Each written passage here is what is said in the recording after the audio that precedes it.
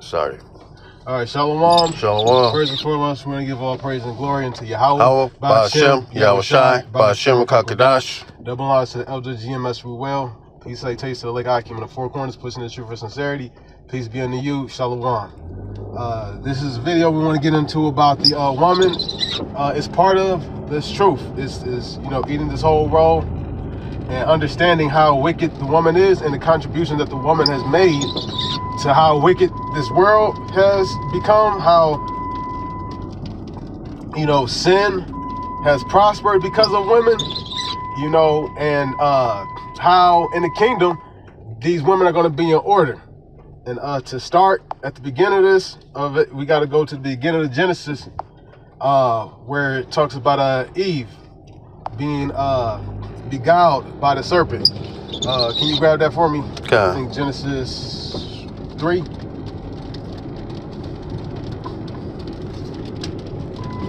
Yep. This is Genesis 3:1. Now the serpent was more subtle than any beast of the field. Now the serpent is not talking about a snake, all right? The serpent is talking about a man. It's a metaphor. To make you think that it's a snake slithering around the garden. No. If you read in the book of Job, when Satan was come, what did he say? He asked Satan, whence comest thou? He said, walking to and fro through the earth. He ain't gonna say slithering around, because I'm just a serpent. No. Precept. The serpent. Now that Satan and Job was talking about the spiritual demon Satan, but over here in Genesis it's talking about actually a man. That's what I got. Go ahead. This is Revelation 12:9. And the great dragon was cast out, that old serpent called the devil and Satan, which deceiveth the whole world. And he was cast out into the earth, and his angels was cast out with him. And this clearly show you that it was a man. Matter of fact, when we go to outline biblical usage,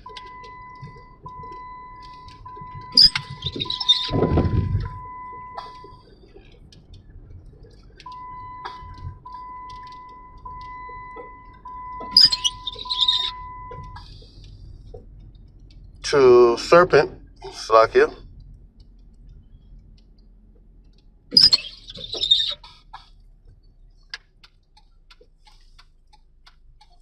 Oh, damn it.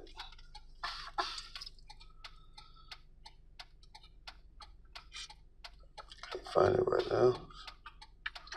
Is it from the devil? Slakia. It's in here.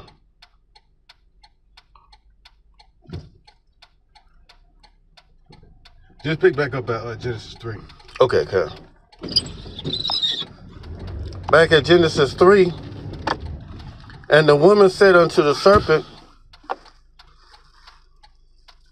we may eat of the fruit of the trees of the garden, but of the fruit of the tree which is in the midst of the garden, Yahweh said that Yahweh has said, ye shall not eat of it, neither shall ye touch it, lest ye die. So now this tree isn't talking about an actual physical tree.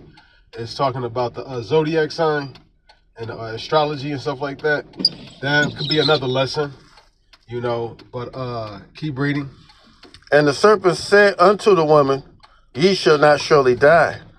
For Yahweh doth know that the day ye eat thereof, then your eyes shall be opened, and ye shall be gods, knowing good and evil. Keep reading. And when the woman saw that the tree was good for food, and it was pleasant to the eyes, and the tree to be desired, to make one wise, she took of the fruit thereof. So now here's your first option. Moses said, choose life. Death and life is chose before you set before you choose life.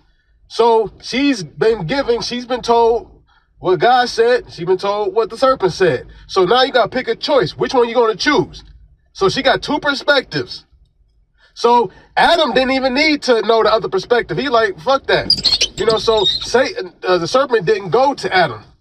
Serpent knew to go to woman, which is the weaker vessel. He saw that she's impressionable. And so she had to make a choice, and she made the wrong choice by listening to the serpent. He was smooth talking to her. You know, slick talking. You know, women like that smooth things. And so she made the wrong decision. Keep reading. And did eat, and gave it also to her husband with her, and he did eat. So it wasn't bad enough for her to take on these philosophies and this astrology and stuff like that. She wanted to influence her husband, Adam. And now it didn't go as simple as, okay, just do this. No, her nagging. Oh, you love me, but then do this. You know, she had to nag him to do it. And then he, fuck it. And then he did it. Now keep reading. And the eyes of both of them were open, and they knew that they were naked. And they sewed fig leaves together and made themselves aprons. And they heard the voice of Yahweh Bashim Yahushai walking in the garden. So they was naked, meaning without this truth. You start lying or sinning, that puts you away from God. Go ahead. And they heard the voice of Yahweh Bashim Yahushai walking in the garden in the cool of the day.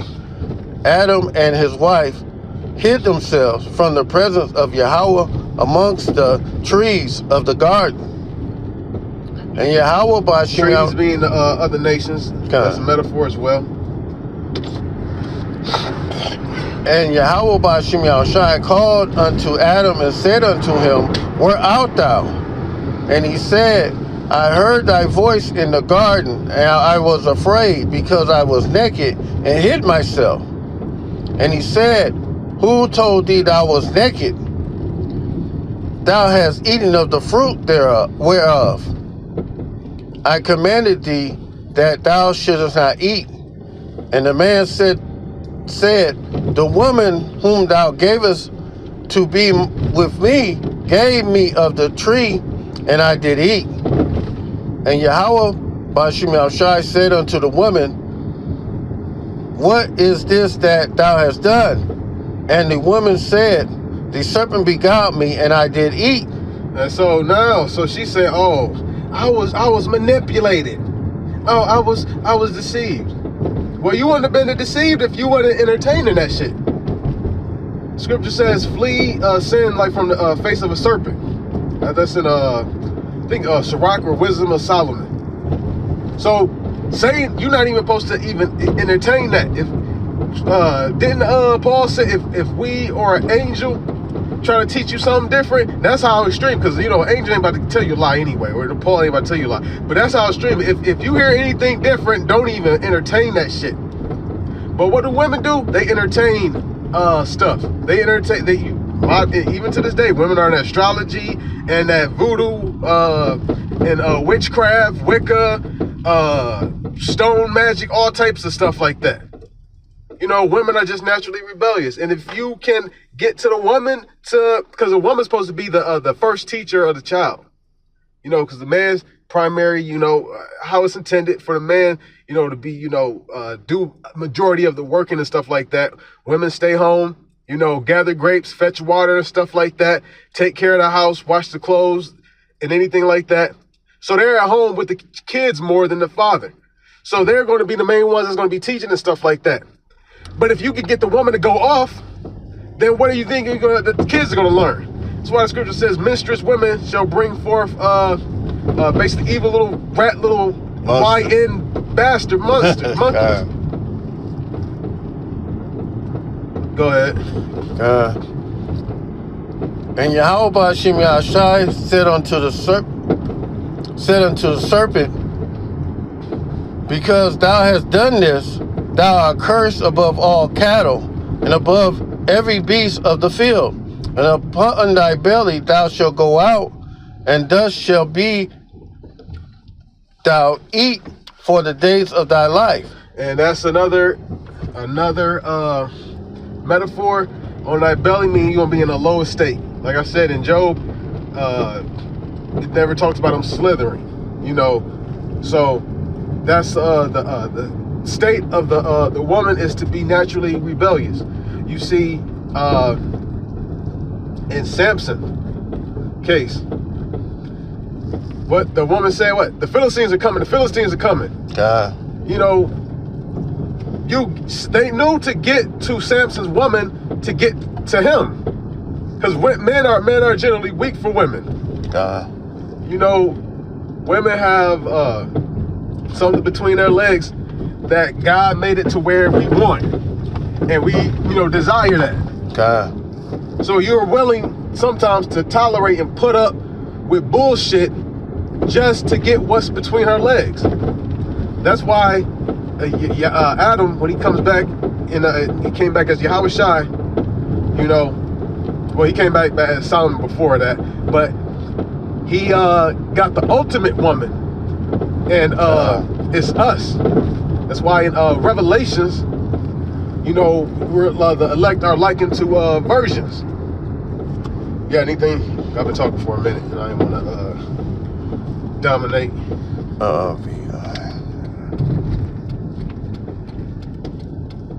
So we are supposed to make sure that, you know, you don't get too involved with women, because a woman will trap you up.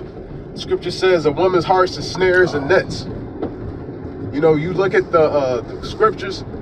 Also, the scripture says a woman shall be a harlot in the city. Our women are fucking rebellious as shit. They don't want to follow what we say, and also because of feminism.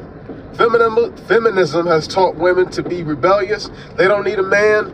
They can do whatever they want, say whatever they want, talk however they want to talk, sleep with as many men as you want to. The patriarchy conditioned women to have only one man, and you're a goddess and you can have multiple husbands and shit like that. Throw your pH balance all the way the fuck off.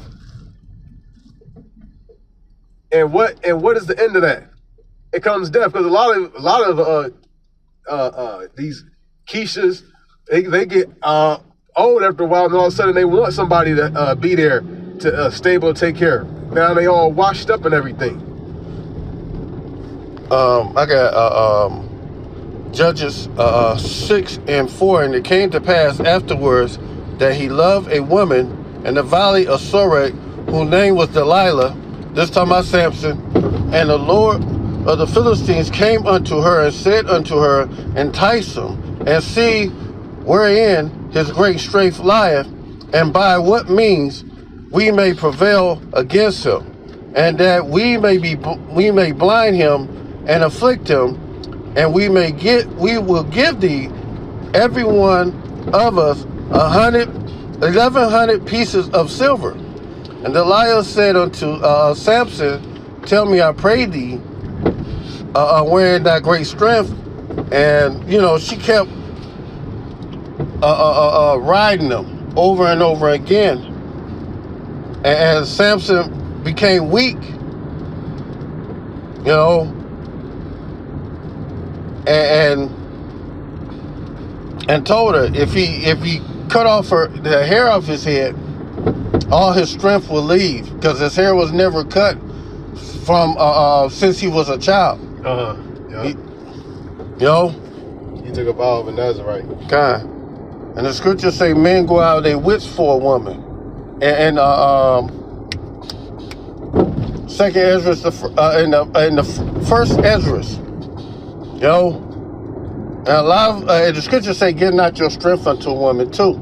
So a lot of these women ain't even worth your time, especially the N-Dub.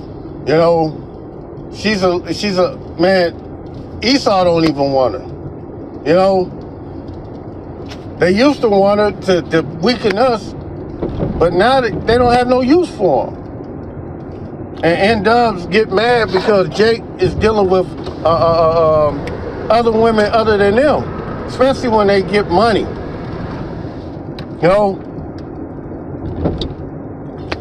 but you know, I got one last scripture because after you get that, we can end on that, or you can wrap it up when I go inside. What's your name? Okay, Karen. Well, I'm in it with this. This is Micah 7:10. Then she that is my enemy shall see it, and shame shall cover her, which said unto me, where is thy power? Where is Yahweh thy power? My eyes shall behold her, and now she shall be trodden down as the mire in the streets. And this is going to happen to you so-called women that don't fear Yahweh B'Shem Yahushai. Hey, there's only a few women that do fear Yahweh B'Shem Yahushai. They don't have no faith. A lot of women do witchcraft, you know, all kind of bullshit. They ain't going to be good for them. You know? And my eyes shall behold, and she be trodden down as the mire of the streets. And Yahweh Ratazah, we are of the hopeful elect. And when we see Eve, when this thing happened to her, it's going to be a beautiful thing just to watch, just to behold, you know? Because, we keep telling you that, a flood is coming, but this time it ain't a flood of water, it's going to be a flood of fire. But before that, Jacob's trouble's going to come, you know? And a lot of Jakes are going to die in that, mostly women, you know, because they said there's more women than men populating the earth, you know? So that's it, you know, with this one. All praises to Yahweh, B'Shem Yahushai, B'Shem Kakadash. Double honor to the apostles, the elder bishops, and the fellow elders and Akim that's doing this work. And with that said, Shalom. Shalom.